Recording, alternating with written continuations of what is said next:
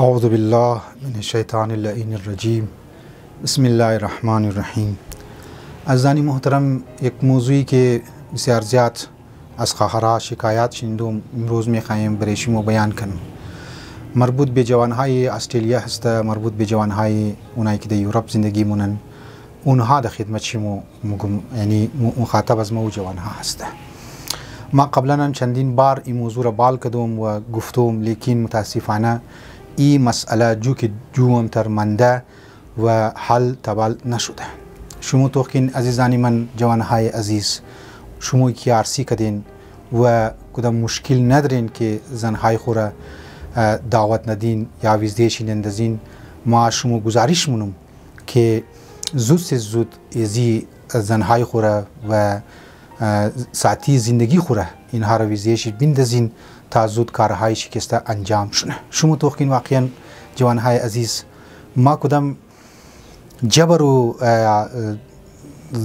یعنی سرزوری نمونم در خدمت شما. فقط به عنوان یک برادر، به عنوان ازی که یک فرد از این معاشره هستم و برای ازی خواهرای هستم. یک دنم نیست، دو دنم نیست، بلکه چند صد دنه که شاید امیتر کیسیس و مسائل دمانی معاشره ازمو است که اینها از خود یک در فارسی میگه پیامدها و نتایج بسیار خطرناک داره. یعنی واقعا برادر عزیز، تو که در یورپ زندگی مونی، تو که در استرالیا زندگی مونی، تا کی را واقعا تا کی که یک زن قرکست گرفته در کویتا اشته 3 سال 4 سال 5 سال 8 سال 9 سال 12 سال. از برای خدا بعضی از خواهرها را 8 سال میشه، بعضی از خواهرها را 7 سال میشه، بعضی از خواهرها را 9 سال میشه. این خواهرها بیچارگو میتر منده در کویتا در منتظر شما. اگر واقعا شما توقین باید مو فکت باید توقنی، باید حقیقت باید توقنی و حقیقت امیه که یا شما اینا را کوی میتنین یا شما کوی نمیتنین، یا شما باید کویتا کس زندگی کن، یا مگی ما دیگه یورپ ایله داده نمیتونم، ما استرالیا ایله داده نمیتونم.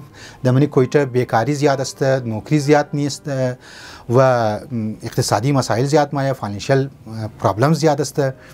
لذا از این دو حالت شما خارج نین، یا یورپ ایله بیدی یا استرالیا ایله بیدی، یا کسته اینها را ایله بیدی. در نظر از ما شاید بعضی از خواهرها بگه که آقا تو زندگی از مرد تبامونی یا زندگی از مرد تو درو در جدایی میدازی. ما واقعا حقیقت دارم میگم.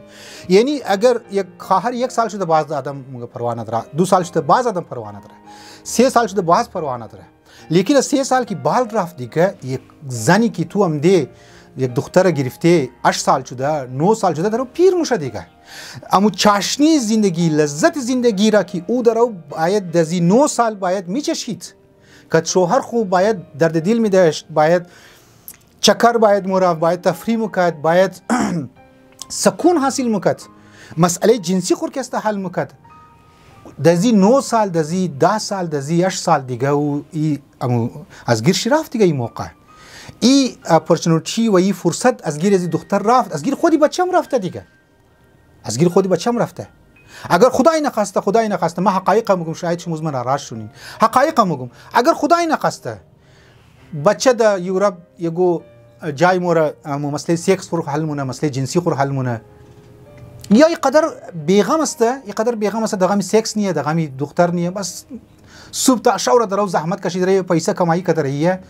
خو این زندگی نشد دیگه. از اول به تو زن تو خود خود نیاز به عاطفه داره.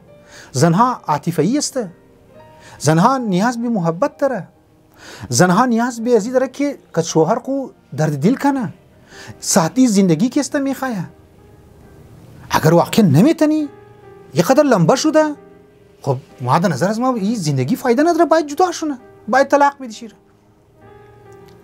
تازه بعضی از این جوانها را آدم میگن واقعا یک جوان است که بور خب مشکلات داره، نمیتونه در کویتا هم نمیتونه عرصی کنه که این مسئله باید حل کنه.